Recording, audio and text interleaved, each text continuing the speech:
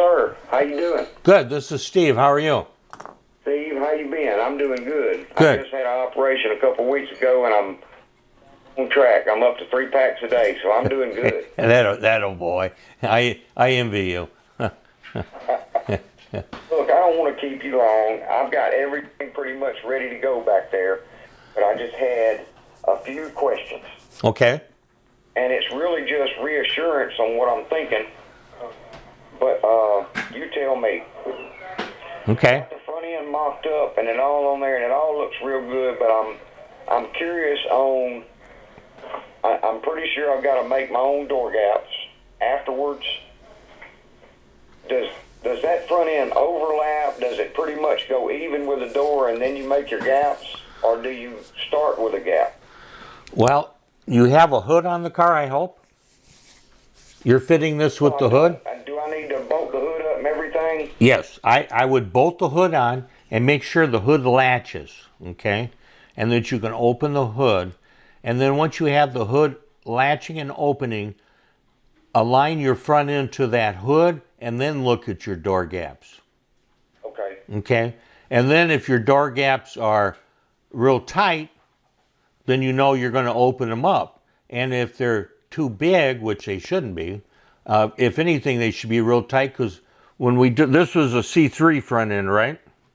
It is, but you know, we put the model hood on it that comes all the way back. Yep. It no longer goes in the hole. Yep. That doesn't matter anything on that. But I remember when we made that front end, we made it just a tad longer, okay? Because it's easier to grind some off than there is to add. So when you get that hood aligned to that front end, did you see our video on putting a front end on where we had 2 prop rods holding the core support, where you can move the core support forwards and backwards?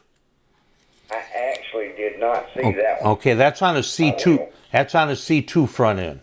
And so if you look at the video of putting the C2 front end on, you'll see where we made 2 prop rods. You can use some pipe and threaded rod with some nuts and move that core support forward. If you need to move it forward, or if you need to move it back, you can take a little bit off. That'll keep the core support in place so the hood latches nice, okay?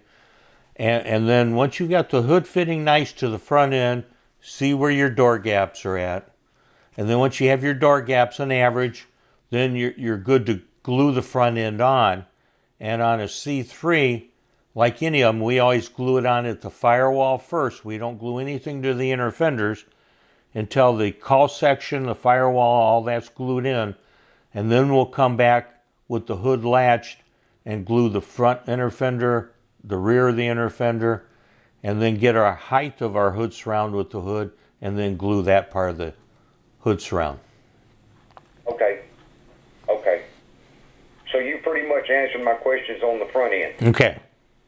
The rear end, does that back half of that bond on top of the existing quarters, and then you work that in, or how do we do that? Do we butt that into the original door jambs? What did you get from us? A one piece or just a decklet, or what did you get from us? One piece.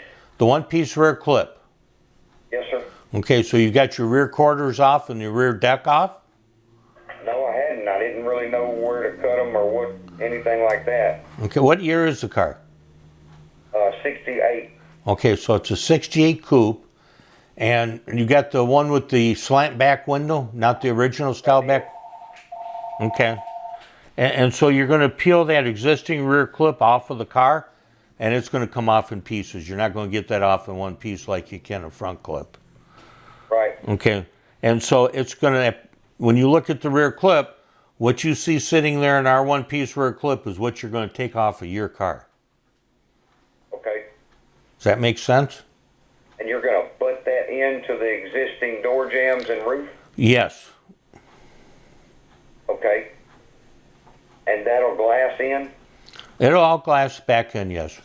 Are you using epoxy to glass it in?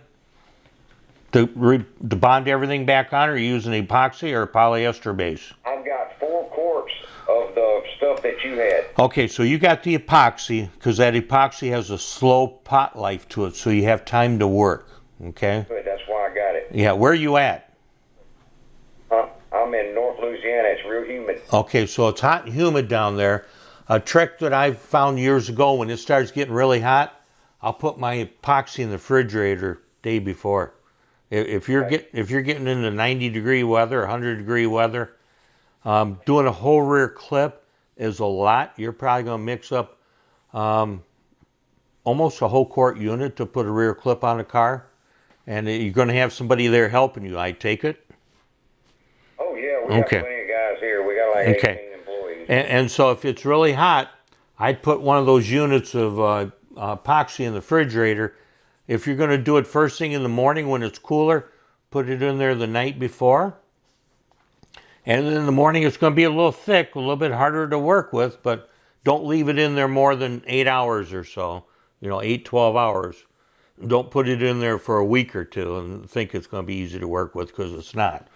But if it's once it starts getting really hot and miserable, which I could see it doing that right now down there this early in the year, that'll slow the pot life down. It'll make it last before it starts kicking a little bit longer. Okay, so we're going to butt that together down the quarters across the top and down the other quarter. We're going to pretty much butt that. Do you recommend putting a glass that part of it in? When you take your rear clip off, you're going to see where the factory bonding strips are at, because that rear clip is 4 pieces, okay? Where our rear clip is 1 piece. And so you're not going to use the factory bonding strips from the deck lid to the quarter panel, and you're not going to use that factory bonding strip from the deck lid to the taillight panel. All that is just, you're going to take all that off of the car. Right, but I'm talking about where your top meets where the T-top, T-tops are on that car. We're going to cut it to butt right there, right? Yes. There's a bonding strip underneath the outside panel that you're going to leave on around the top of it. Yes. That and the door jambs you're going to leave in there. Don't right there from the factory. Those are there from the factory. You're going to leave that in there when you part it apart. Okay, I follow you. So then we're going to bond that to that. Okay. Yes. Okay, so don't cut that close. Tear it off of there. No. You're only going to take off what you see you're putting back on. Okay? Does that make sense? So I was just real confused on how. But you're saying the door jambs and the quarter factory are 2 pieces. From the factory, the door jamb is separate from the outside panel. And all you're going to be putting on from us is the outside panel. So anything you see when you open the door or take the T-top off, that's going to stay there. Don't take that off. So underneath the quarter panel, there is a bonding strip. There is from the factory, but you're not going to use it. Okay.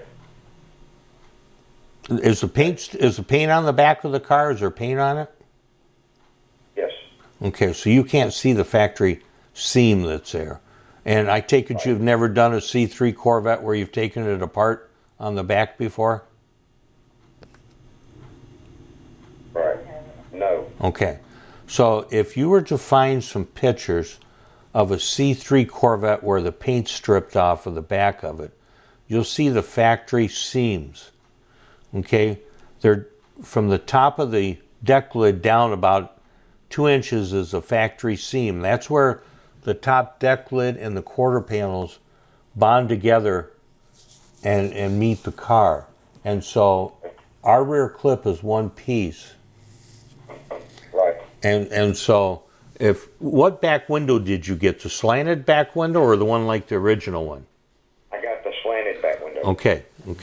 So you got the hardtop look. So you're going to, if you just had some pictures of the back of the car, maybe of a car that's stripped, I'll see what Melanie can put together, and maybe we can put something together and send it to you so you got an idea of what it looks like without paint on it. So if you can see a car that has no paint on it, it might help you understand a little bit better how to take it apart.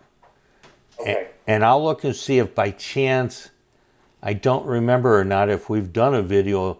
I would think we did removing a rear clip off of a C3, but I can't remember. Okay, I'll look at that. Okay? Yeah, I'll look at all your videos real good. Okay. Okay.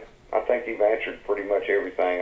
We're probably going to get started on this thing probably late in the week. Okay, just take your time and double check 2 or 3 times and before you buy anything. Us, we're OCD, or I am, big time. Okay. So, Okay. and I'll make it look nice. I'll make you proud. Take care. Post it for you. Okay, great. Thank you. Okay. Thank you, sir. Yep, bye-bye.